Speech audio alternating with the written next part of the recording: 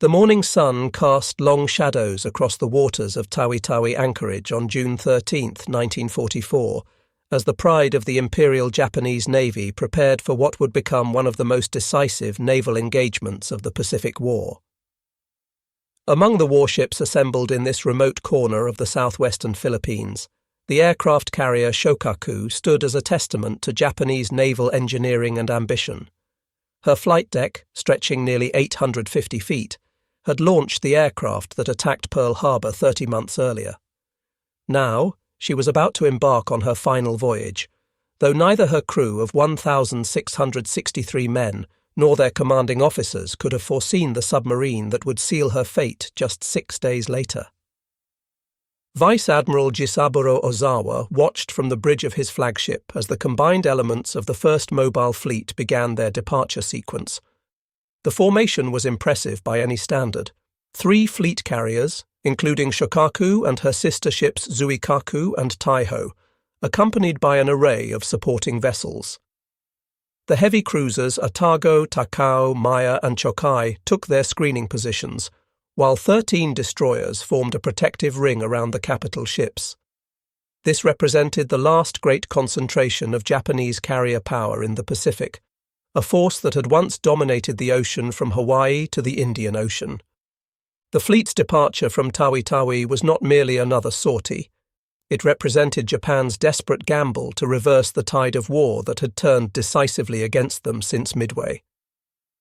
As the anchor chains rattled up through the hawse holes and the great vessels began to move, thousands of sailors stood at their posts, unaware that within a week, over 1,200 of them would perish in the warm waters of the Philippine Sea. The destination was the Mariana Islands, where American forces had begun their assault on Saipan. The mission was nothing less than the destruction of the U.S. Pacific Fleet's carrier force. The strategic situation facing Japan in mid-1944 was catastrophic. The empire that had expanded so rapidly in 1941 and early 1942 was now contracting under relentless American pressure. The loss of the Gilbert Islands, the neutralization of Truk, and now the American invasion of the Marianas represented more than territorial losses. They signaled the approaching endgame of the Pacific War. Saipan, in particular, held special significance. Its capture would place American B-29 Superfortress bombers within range of Tokyo itself, bringing the war directly to the Japanese homeland for the first time since the Doolittle Raid. Admiral Soemu Toyoda, Commander-in-Chief of the combined fleet, understood the gravity of the situation perfectly. The loss of the Marianas would sever Japan's communications with its resource-rich southern territories and expose the home islands to devastating strategic bombing. In response, he authorized Operation A-Go, a complex plan that sought to leverage Japan's remaining advantages. The longer range of its carrier aircraft, land-based aviation support from island airfields, and the superior training of its battleship gunners in night combat. The plan called for the mobile fleet to engage the American carriers in a decisive battle while they were committed to supporting the amphibious operations at Saipan. Yet the Japanese Navy of 1944 bore little resemblance to the force that had stunned the world at Pearl Harbor. The attrition of experienced pilots was perhaps the most critical weakness. The veterans who had executed the precision attacks at Pearl Harbor, Darwin and Colombo were mostly dead, victims of the grinding battles at Midway, the Solomons and the Santa Cruz Islands. Their replacements, rushed through abbreviated training programs, possessed neither the skill nor the experience of their predecessors. Many of the pilots aboard Shokaku and her sister carriers had fewer than 200 flying hours, compared to the 800-plus hours of their American counterparts. The fuel situation presented another critical vulnerability. Japan's merchant marine, systematically hunted by American submarines, could no longer reliably transport refined fuel from the East Indies to the home islands. The mobile fleet was forced to operate on unrefined Tarakan crude oil, pumped directly from Borneo's wells into the ship's bunkers. This heavy, sulphurous petroleum produced thick black smoke, clogged boilers, and reduced the fleet's maximum speed. Engine room crews worked in hellish conditions as the crude oil released toxic fumes that made extended operations below decks nearly unbearable. Despite these handicaps, Ozawa's fleet remained formidable on paper. The Japanese had assembled 9 aircraft carriers carrying approximately 440 aircraft, supported by 5 battleships including the mighty Yamato and Musashi, 13 cruisers, and 28 destroyers.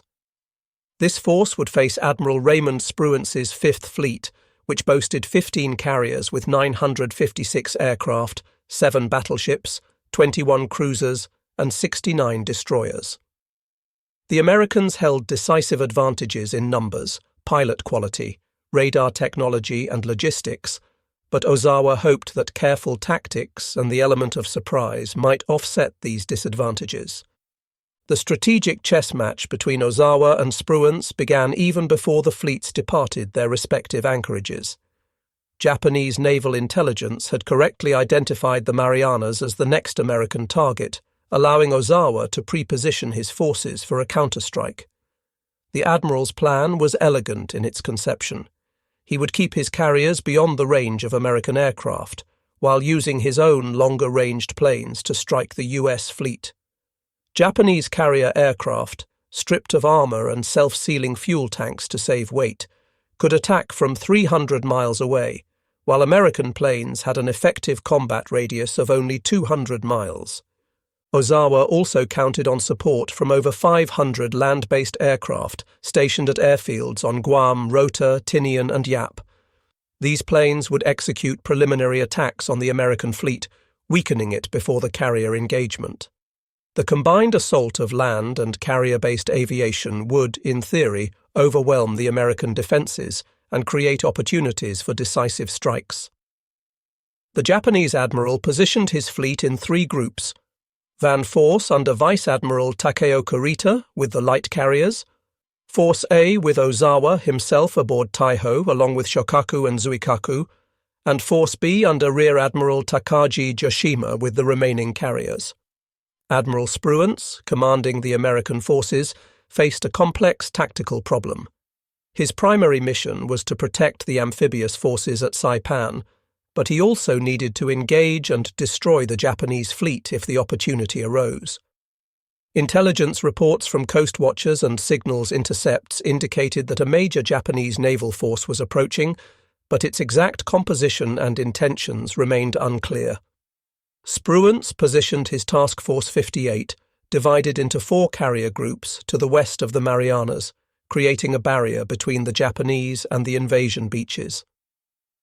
The submarine force under Admiral Charles Lockwood played a crucial but often overlooked role in this strategic positioning. Lockwood had studied Japanese naval patterns and correctly anticipated that any relief force would pass through the Philippine Sea. He positioned his submarines in a scouting line, creating what he called the NA line, a series of patrol zones that would serve as an early warning system. 4 submarines, Albacore, Bang, Finback, and Stingray, were positioned at precise coordinates, forming a net through which the Japanese fleet would likely pass. What Lockwood didn't anticipate was that another submarine, not originally part of his carefully planned deployment, would achieve one of the most significant victories of the submarine war. USS Cavalla, on her maiden war patrol, was about to intersect with destiny. Her commanding officer, Lieutenant Commander Herman Kossler, had received orders to patrol east of the Philippines, but changing circumstances would soon place his boat directly in the path of Ozawa's advancing fleet. The USS Cavalla, SS-244, represented the pinnacle of American submarine design in 1944. Built at the Electric Boat Company's shipyard in Groton, Connecticut, she was a Gato-class fleet submarine, one of 77 boats of her class that would serve as the backbone of the U.S. submarine force throughout the war.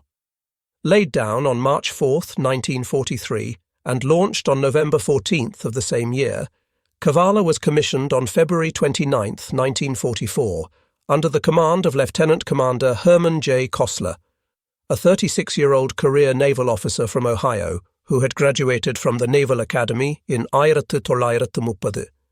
At 311 feet, 9 inches in length and displacing 1,526 tons on the surface, Cavalla was a formidable weapon of war.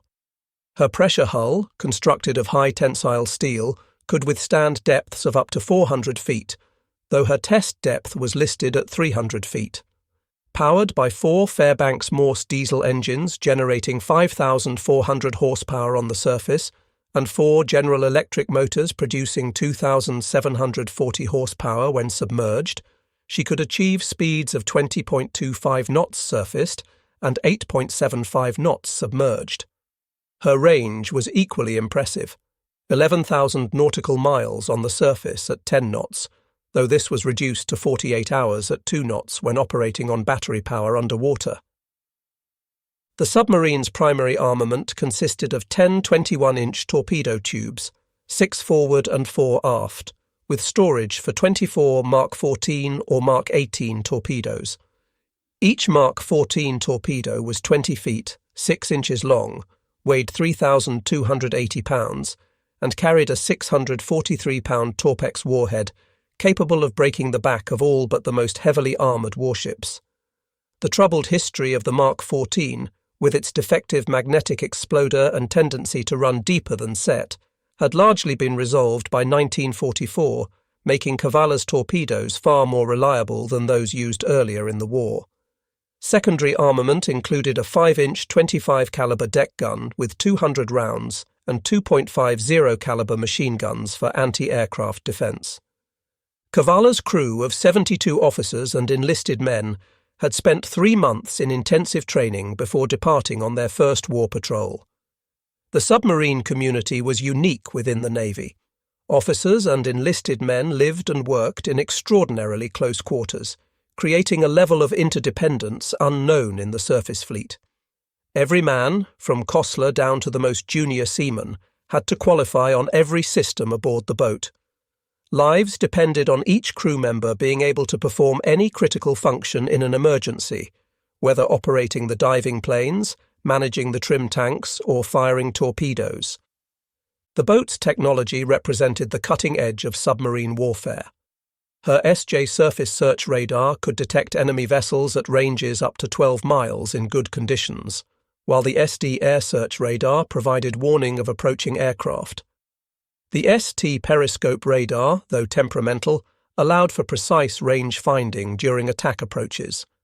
Below the waterline, JK sound gear enabled the submarine to track targets acoustically, though the system was primitive compared to what would emerge later in the war. The Torpedo Data Computer TDC, an electromechanical analog computer, calculated firing solutions by integrating target bearing, range, speed, and course with the submarine's own movement. Cavalla's journey to her appointment with history began on June 4, 1944, when she departed Midway Island for her maiden war patrol. The boat had arrived at Pearl Harbor in mid-May after a 5,000-mile journey from Connecticut via the Panama Canal, then proceeded to Midway for final preparations.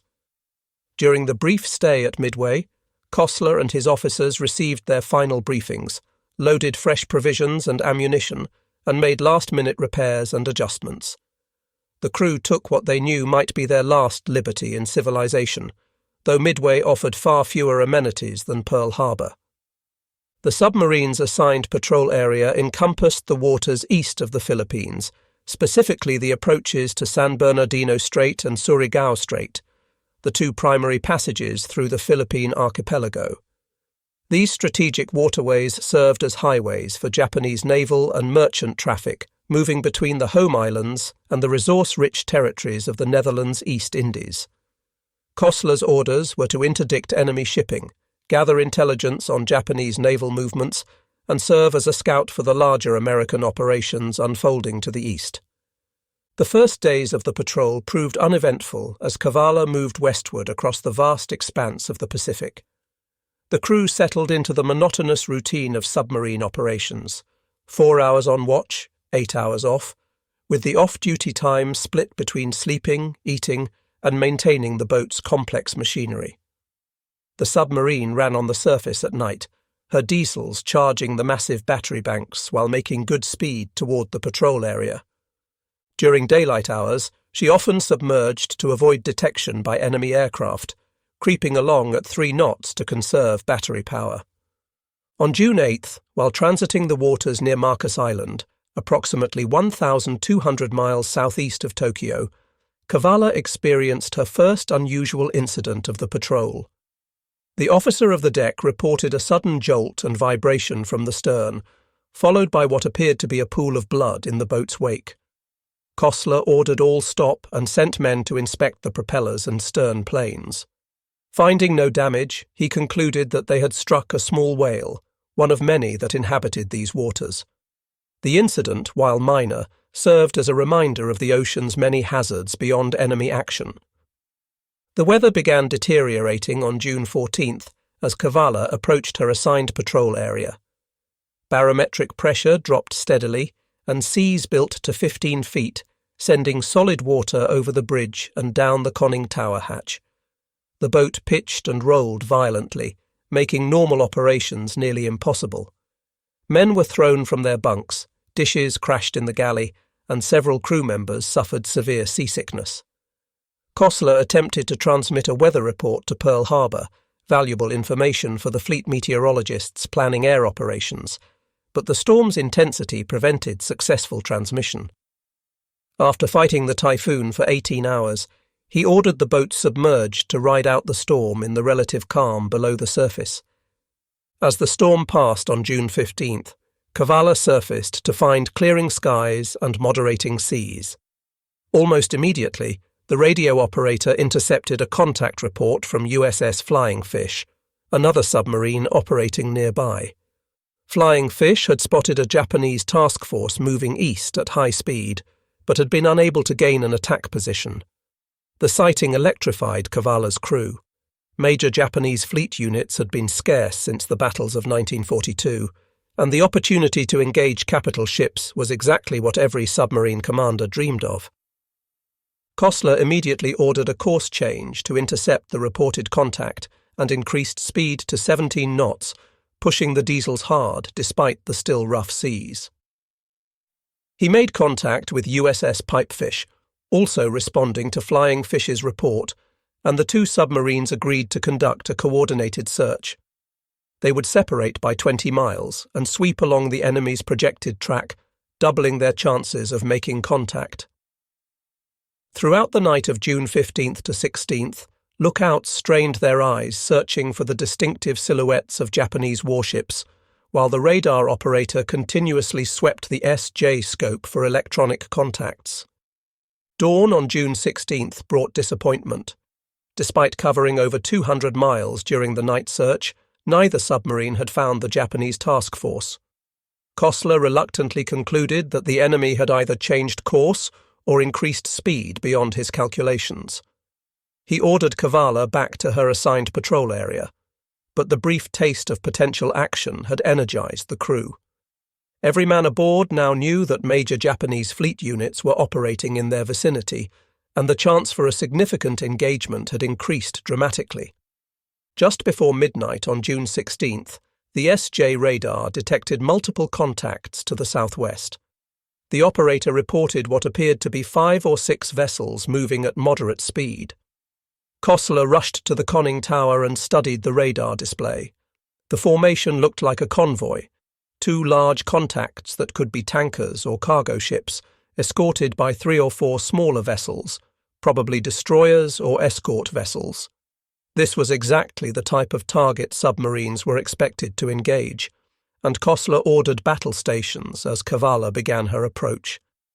The attack approach proved frustrating.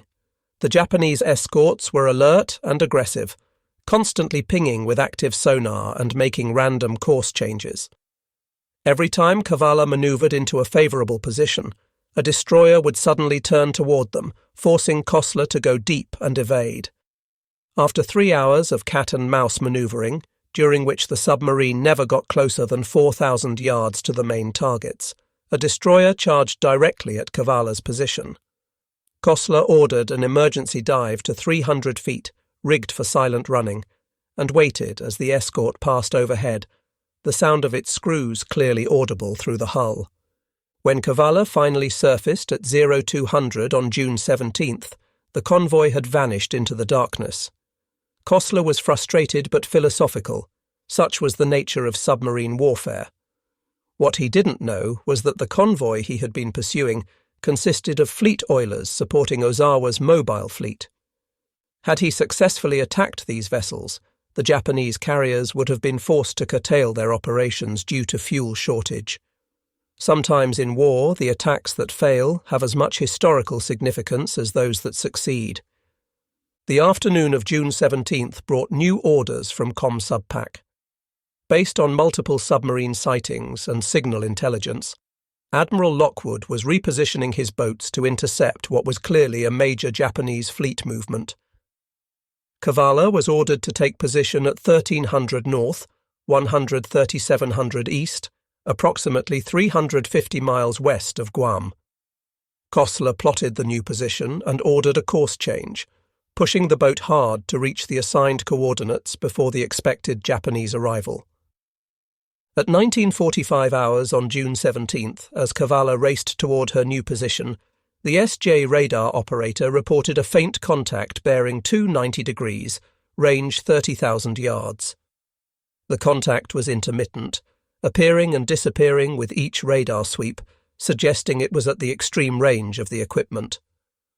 Kossler ordered a course change to close the contact and increased speed to maximum. As the range decreased, more contacts appeared on the radar screen. First 2, then 4, then 7 distinct returns. By 2015 hours, Kossler had identified what could only be a major Japanese task force. The radar returns indicated at least 7 large vessels moving at 19 knots on a base course of 045 degrees. The formation was zigzagging, a standard anti-submarine tactic, but the base course suggested they were heading toward the Marianas. Through careful plotting, Kossler identified what appeared to be at least one aircraft carrier, several possible battleships or heavy cruisers, and screening destroyers. This was no merchant convoy. Cavalla had stumbled upon a major element of the Japanese fleet. The decision Kossler faced was one of the most difficult in submarine warfare.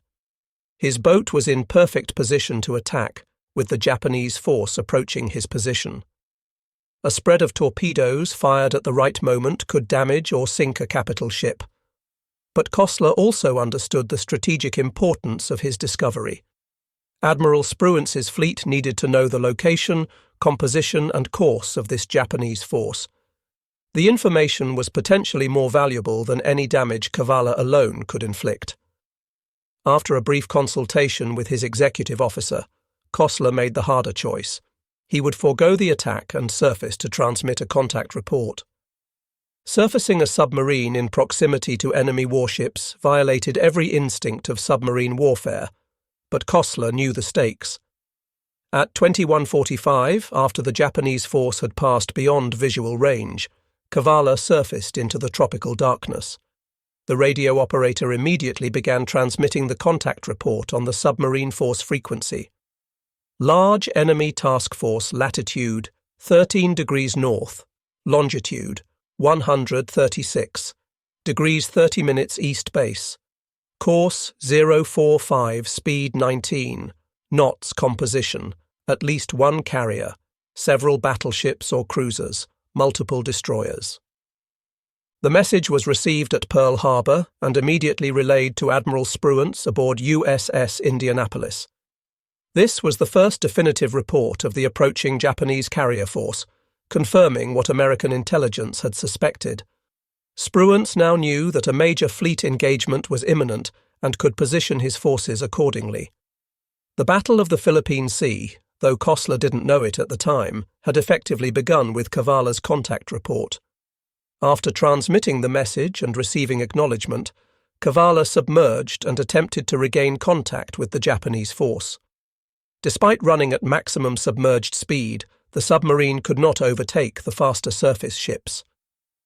By dawn on June 18th, Kossler reluctantly abandoned the pursuit and returned to his assigned patrol position. The crew was disappointed at missing an attack opportunity, but Kossler assured them that their contact report had been invaluable to the fleet. Little did they know that their most significant contribution was yet to come. Throughout June 18th, Cavalla remained submerged during daylight hours, surfacing only briefly after dark to receive radio traffic and recharge batteries. The airwaves were alive with encrypted messages as American and Japanese forces maneuvered for position. Kossler could sense that something major was developing, but had no clear picture of the larger battle. His orders were to maintain position and attack any enemy vessels that entered his patrol area. The crew spent the day conducting routine maintenance, checking torpedoes, and preparing for action they sensed was imminent. At 03:45 on June 19th, the quiet routine was shattered when a low-flying aircraft passed directly over the submarine. The officer of the deck barely had time to sound the diving alarm before the plane roared overhead, its engine noise drowning out all other sounds. Cavalla crash-dived, her bow pointing sharply downward as the ballast tanks flooded. The crew waited tensely for the explosion of aerial bombs, but none came. Either the aircraft hadn't spotted them in the darkness, or it had no weapons to drop. After 30 minutes submerged, Kossler brought the boat back to periscope depth. As dawn broke on June 19, 1944, Cavalla found herself in an extraordinarily fortuitous position. Unknown to Kossler, the complex movements of the Japanese and American fleets had placed his submarine directly in the path of Ozawa's main carrier force. The Japanese admiral, believing his position still undetected, had launched his first strike wave against the American carriers at 0830. Now, as these aircraft departed, the Japanese carriers turned into the wind to recover their combat air patrol and prepare for subsequent launches. At 10:48, Cavalla's sound operator reported high-speed screws bearing 070 degrees. Kossler raised the periscope for a brief observation and immediately ordered it lowered. On the horizon he had spotted the pagoda-style masts characteristic of Japanese warships.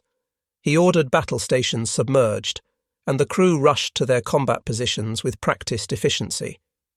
The torpedo room crews checked their weapons one final time, the diving officer fine-tuned the boat's trim, and the plotting party prepared to develop a firing solution.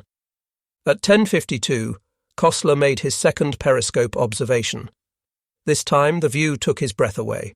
A large aircraft carrier, accompanied by at least one heavy cruiser and several destroyers, was approaching from the northeast at approximately 20 knots.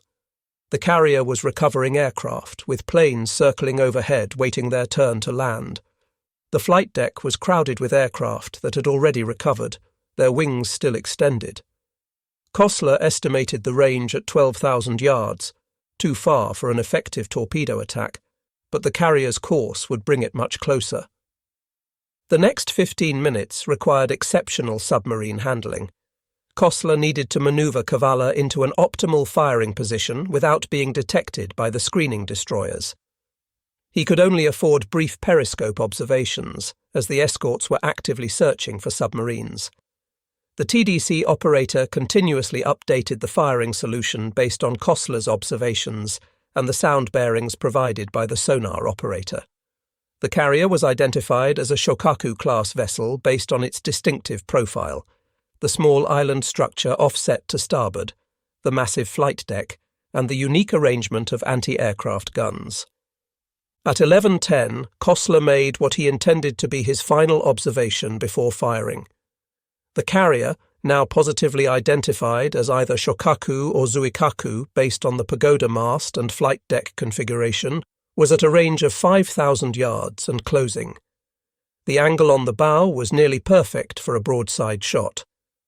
However, the destroyer Urikaze was moving into a position that would block the torpedo run. Kossler had to make a split-second decision: wait for the destroyer to clear and risk losing the shot, or fire immediately and hope the destroyer didn't interfere with the torpedo tracks. At 11:18, with Shokaku at a range of 1,200 yards, Kossler made his decision.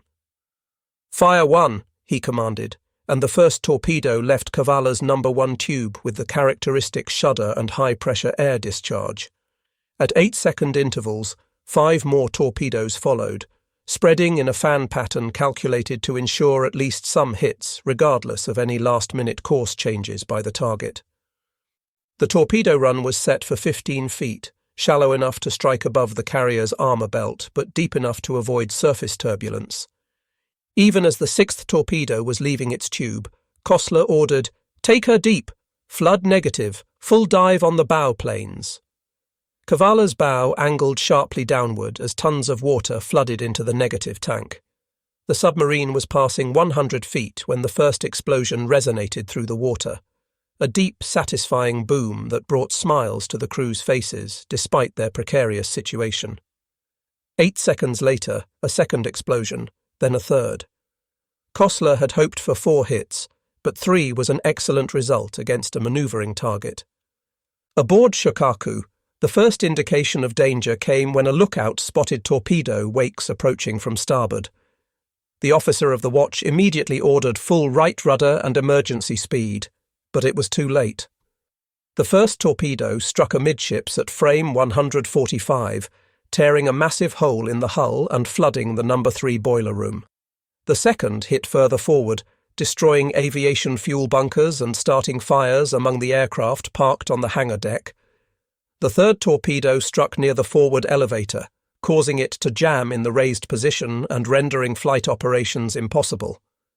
The carrier immediately took on a severe list to starboard as thousands of tons of water poured through the gaping holes in her hull. Damage control parties struggled to contain the flooding, but the situation was complicated by the aviation gasoline fires spreading through the hangar spaces. The ship's commanding officer, Captain Matsubara Hiroshi, ordered counterflooding to correct the list, but this only reduced the carrier's reserve buoyancy. Within minutes of the torpedo strikes, Shokaku had slowed to 12 knots and was clearly in mortal danger. Back aboard Cavalla, the celebration was short-lived. 2 minutes after firing, the first depth charges detonated above and behind the submarine. The Japanese escorts had either detected the submarine's periscope or traced back the torpedo wakes to their point of origin. Now began a deadly game of cat and mouse as Cavalla went deep and silent, trying to evade the destroyers hunting her. The submarine passed 300 feet, approaching her test depth, as more depth charges exploded in patterns around her estimated position. The depth charge attack was methodical and relentless. The Japanese destroyers worked in coordination, one maintaining sonar contact while the other made attack runs. The charges were set to detonate at varying depths, creating a 3-dimensional kill zone that Cavalla had to somehow evade. At 11:35, a pattern of 6 charges detonated so close that cork insulation rained from the overhead, light bulbs shattered, and the submarine's hull groaned under the pressure waves. Kossler ordered silent running, shutting down all non-essential equipment to reduce noise signature. The crew removed their shoes, moving about in stocking feet to minimize sound. The air conditioning was secured, and within minutes, the temperature inside the submarine began rising toward unbearable levels. Men stood at their stations sweating profusely, breathing shallowly to conserve the increasingly stale air. In the maneuvering room, electricians watched the battery gauges slowly decline, calculating how long they could maintain submerged operations. At 11:44, the sound operator reported a destroyer passing directly overhead. The crew could hear the rhythmic thrashing of the escort's screws growing louder, reaching a crescendo as the vessel passed over them, then gradually fading. Everyone braced for the depth charges that would surely follow, but surprisingly, none came. Either the destroyer had lost contact or was repositioning for a better attack angle.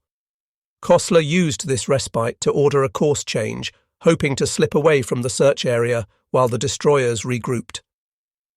For the next 2 hours, Cavalla played a desperate game of evasion. Kossler varied the submarine's depth between 250 and 400 feet, changed course frequently but gradually, and used the temperature gradients in the water to hide from Japanese sonar.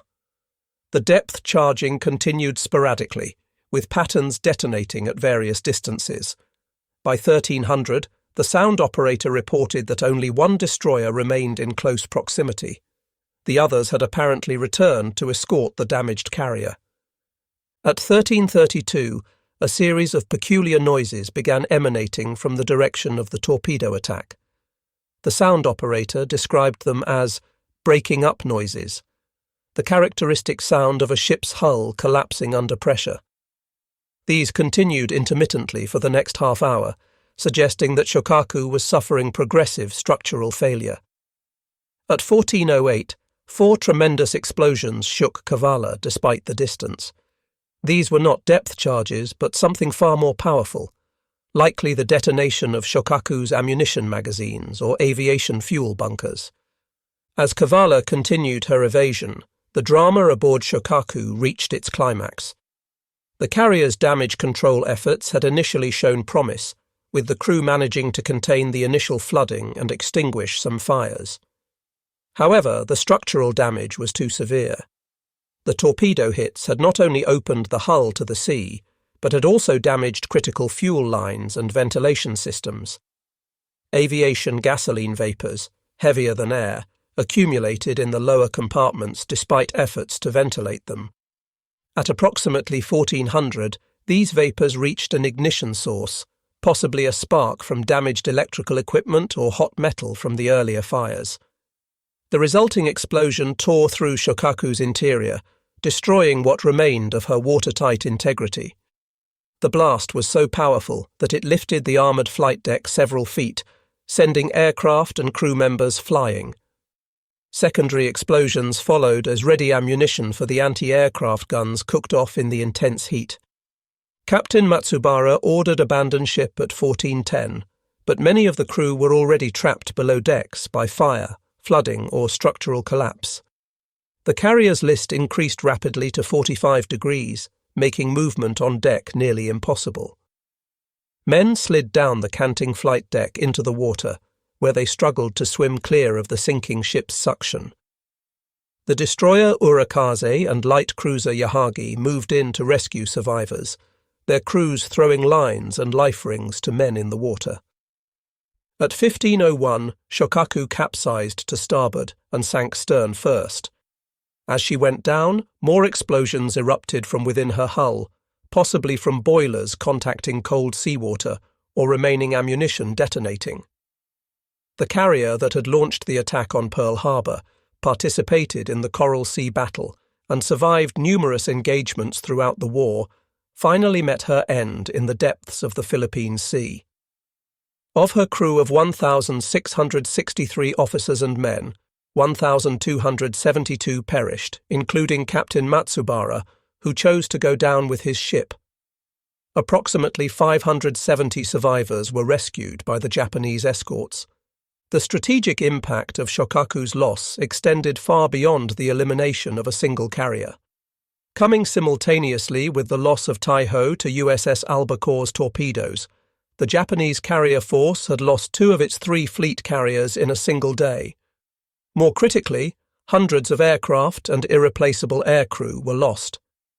The Japanese naval aviation, already weakened by attrition, would never recover from the losses suffered on June 19, 1944, a day that would become known to American aviators as the Great Marianas Turkey Shoot. By 1500, Cavalla's battery was approaching exhaustion, and the air inside the submarine was barely breathable. Carbon dioxide levels had risen to dangerous levels, causing headaches and lethargy among the crew. Kossler made the decision to come to periscope depth despite the possibility of enemy destroyers still searching for them. To his relief, the periscope revealed empty ocean in all directions. The Japanese escorts had departed, either to rescue Shokaku survivors or to rejoin what remained of their carrier force. At 1900, after more than 7 hours submerged, Cavalla surfaced into the tropical twilight. The crew immediately started the diesel engines, bringing blessed fresh air into the fetid submarine. Men stumbled topside, gulping the clean ocean air and cooling themselves in the spray breaking over the bow. The batteries began their long recharge cycle, and the air conditioning was restored, gradually bringing the interior temperature down from its peak of 125 degrees Fahrenheit. Kossler's first priority was to report the attack to Pearl Harbor. The radio operator transmitted, attacked Shokaku-class carrier 3 hits, observed heavy explosions heard after going deep, believe target sank position, 1150 North 13757 East. The message was received with jubilation at submarine headquarters. Admiral Lockwood himself drafted the reply, "Well done, Cavalla, your achievement beyond expectations." The submarine continued her patrol for another 6 weeks, though no action would match the intensity of June 19th. On July 1st, Cavalla arrived at the newly captured port of Saipan for fuel and provisions. The scene that greeted them was surreal. Hundreds of ships anchored in the harbour, the island still smoking from the ongoing battle, and the constant thunder of naval gunfire supporting marine operations ashore. Staff officers from Admirals Spruance and Turner came aboard to debrief Kossler and congratulate the crew personally. The full magnitude of Cavalla's achievement became clear when combined with the broader results of the Battle of the Philippine Sea. The Japanese had lost 3 aircraft carriers, over 600 aircraft, and suffered irreplaceable losses in trained aircrew. The mobile fleet, Japan's last hope for offensive naval operations, had been effectively destroyed as a fighting force. While the war would continue for another 14 months, Japan's fate had been sealed in the waters of the Philippine Sea. The sinking of Shokaku represented more than the loss of a single warship. It symbolized the complete reversal of fortune in the Pacific War. The carrier that had launched the surprise attack on Pearl Harbor, participating in Japan's stunning early victories, had been destroyed by a submarine from the nation she had helped awaken to war. The irony was not lost on naval historians or the American public when the story was released after the war's end. Cavalla's success on her first war patrol established her as one of the most celebrated submarines in the Pacific Fleet. She would complete 5 more war patrols, sinking 3 additional Japanese vessels. The exact tonnage of her subsequent victories varies in different records, but her most significant achievement remained that single spread of torpedoes fired on June 19, 1944. Lieutenant Commander Kossler was awarded the Navy Cross for his actions, and Cavalla received the Presidential Unit Citation for her first patrol. The submarine's achievement must be understood within the broader context of the submarine war against Japan. American submarines, comprising less than 2% of the U.S. Navy's personnel, accounted for 55% of all Japanese maritime losses during the war. They sank 201 warships totaling 540,000 tons and 1,113 merchant vessels totaling 4.9 million tons. This guerre de course effectively strangled Japan's island empire, cutting off vital resources and isolating outlying garrisons. The sinking of capital ships like Shokaku grabbed headlines, but the steady attrition of Japan's merchant marine ultimately proved decisive. The tactical lessons from Cavalla's attack influenced submarine doctrine for the remainder of the war. Kossler's decision to report the enemy task force before attacking demonstrated the strategic value of submarines as scouts for the fleet. His patience in achieving an optimal firing position, making only 3 periscope observations during the approach phase, became a textbook example of fire control technique. The successful evasion of the subsequent depth charge attack validated American submarine construction techniques and damage control training. Post-war analysis revealed interesting discrepancies between American and Japanese accounts of the attack. While Kossler reported 3 torpedo hits, some Japanese survivors insisted 4 torpedoes struck home. Japanese records indicate that 105 depth charges were dropped during the attack, with 56 detonating close to Cavalla. The exact cause of the final explosions that doomed Shokaku remains debated, whether it was aviation fuel vapors, ammunition magazines, or a combination of factors. What remains undisputed is that Cavalla's attack, combined with Albacore's torpedoing of Taiho, eliminated 2/3 of Ozawa's carrier strength in a single day. The human cost of Shokaku's sinking deserves remembrance. The 1,272 Japanese sailors who perished were not fanatics or war criminals, but professional seamen doing their duty as they understood it. Many were conscripts barely out of their teens, others veteran sailors who had served aboard Shokaku since her commissioning. Their deaths, while necessary in the context of total war, represent individual tragedies multiplied 1,200-fold. Among the dead were many veteran officers who had served with distinction throughout the war. The location of Shokaku's wreck remains unknown to this day.